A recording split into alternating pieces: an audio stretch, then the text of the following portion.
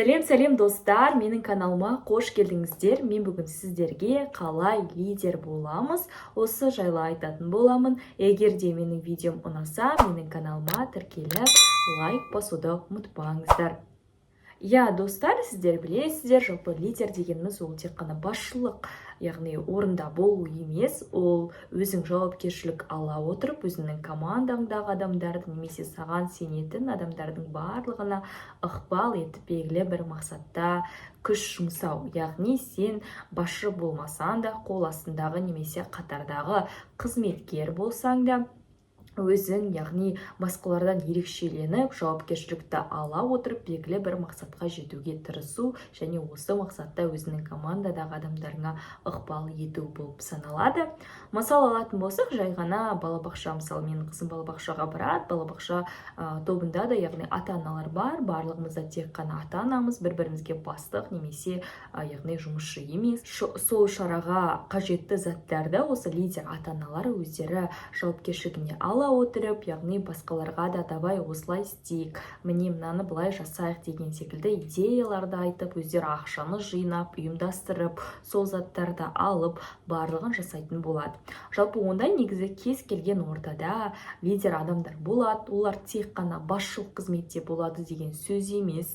Бірақтан да, егер сіздер еңбек ететін болсаңыз, лидерлер өздерінің лидерлік қасиетін паш ете алса, олар міндетті түрде басшылық қызметке бара алады. Ал егер де сіз өзіңіздің лидерлік қасиетіңізді дамытқыңыз келсе, онда бүгінгі видеода айтылатын кеңестерді тыңдаңыздар. Жалпы лидер болу үшін сіз алдыңызға мақсат қою қажет екенсіз.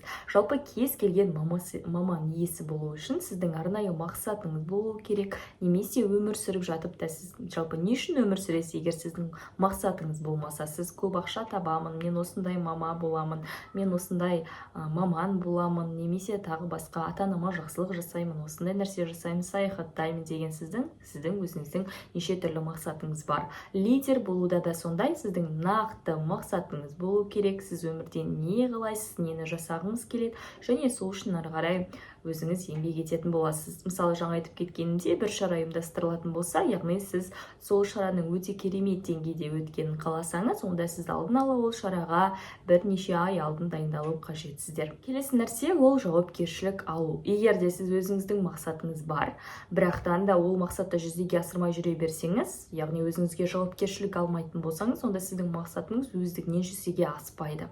Мысалға, сіз өздігінен шетелге өзіңіз шығып қайтпайсыз. Егер сіз шетелге шығусын жұмыс жасамайтын болсаңыз, ақша таппайтын болсаңыз, онда сіз мүлдем шетелге бара алмай қалуыңыз мүмкін. Және де сіз білім алғыңыз келсе, бірақ білім алу үшін сіз еңбектену қажет екендігін, қаншама кітаптарды, қаншама мәліметтерді оқу керек екендігін білмейтін болсаңыз, немесе оларды жасамайтын болсаңыз, онда сіз міндетті түрде білімді адамдар қатарына кіре алмайсыз. Өйткені сіз білім алу үшін сізге көбірек еңбек ету керек, білім инемен құдық қазғандай дейді, яғни сізге білімді адам болу үшін күнде әр нәрсені үйрену қажет болады, немесе өзіңіздің мамандығыңызға байланысты күнделікті неше түрлі ақпараттармен танысу қажет. Үшінші кезекте лидер болуға көмектесетін дүние ол ойыңызды қарым-қатынас барысында анық жеткізу. Мысалы, сіз не қалап тұрсыз? Яғни кейбір адамдар бар, олар мысалы ішімдегіні тап деп тұрып алады. Олар ешқашан лидер бола алмайды, өйткені сіз біреудің ішінде не болып жатқанын білмейсіз. Себебі тіпті сіз өзіңіздің ішіңізде кейде не болып жатқанын түсінбей қалатын жайттар болады. Сіз өзіңіздің не қалайтыныңызды түсінбей қалуыңыз мүмкін. Ал ондай жағдайда сіз біреудің ішінен не болып жатқанын мүлдем біле алмайсыз.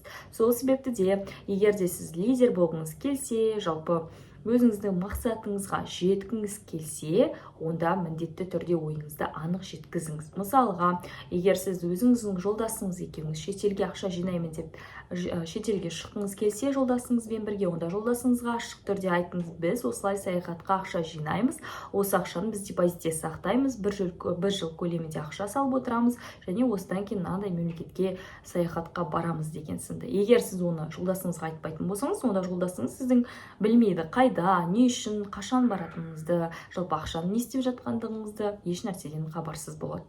Және де ең бастысы осылай өзіңіздің ойыңызды анық айтып, солай мақсатқа жетуге тырыссаңыздар дұрыс болады. Және де лидер ол тек қана өзі ғана мақсатқа жетпейді, ол команданы да өзімен бірге мақсатқа жетуге, яғни көмектеседі екен. Келесі кезекте достар, үнемі білім алу. Жалпы көптеген адамдар ойлайды, мен бір кітапты бір рет оқысам жеткілікті, осы маман, яғни бір мамандық иесі болу үшін. Негізі ол жеткіліксіз. Тіпті дәрігерлердің өзі де 10 жыл уақыт көлемінде жұмыс жасағанымен, оқығанымен, олар күнделікті егерде білім алмайтын болса, күнделікті тағы да басқа жаңа ақпараттармен таныспайтын болса, онда олар білімсіз болып бір орында қалып кетер еді. Ал егерде күнделікті жаңа ақпараттармен бөлісіп, жаңа адамдармен танысатын болса, онда ол адамның білімі шыңдалып, жақсы нәтижеге жете алады. Маңызды дүниелердің бірі, үнемі сіз өзіңіз айтып жатқан заттарды өзіңіз жасап үлгі болу. Яғни сіз мысалға көптеген негізі мысалға коучтарды алсақ болады, немесе бизнес-тренер, тағы да басқа арнайы қазіргі таңда өте көп, яғни коучтар бар, жалпы лидерлер бар, бірақ олар көбінесе өздерінің айтқанын өздері жасамайтындар да кездесіп жатады. Мысалы, сізге айтады, олар сіз ақша жинау қажетсіз, сіз ақша жинау қажетсіз, бірақ өздері мүлдем ақша жинап жүрген жоқ. Күнделікті өзінің ақшасын бәрін жан-жаққа шашып жүрсе, онда сіз олардан қалай үлгі аласыз? Ал егерде мысалға мен бір қызды қараймын Instagram парақшада, ол минимализм, яғни үлгісінде сторис, посттар барлығын жүргізеді, және өзі де минимализмді ұстанады. Мен мысалға сол кісіге қарап, тоже минимализмді, яғни ұстанғым келеді. Ол кісі мысалы шетелге барса да бір киіммен, бір рюкзакпен 7 күн бойына саяхаттап қайтатын болады, немесе бір ай көлемінде сол жақта саяхаттайтын болады. Яғни ол нәрселерді сіз көру арқылы, сіз міндетті түрде ол адамның өмір сүру салты сізге ұнаса, сіз ол адамның артынан еруге тырысасыздар, яғни ол кісі сізге лидер бола алады. Яғни бұл тарапта сіздерге егер үлгі болғыңыз келсе, өзіңіз сол нәрсені жасаңыз, және сізден көбісі үлгі алатын болады. Ол шешім қабылдау. Мысалы, көптеген адамдар, мен өзім де негізі шешім қабылдауға келген кезде өте қатты қиналамын. Яғни егер де мен бірнеше адам үшін шешім қабылдайтын болсам, менің шешім ұзақ уақытқа созылады. Өзім үшін болса да солай, мен ұзақ ойланып шешім қабылдаймын.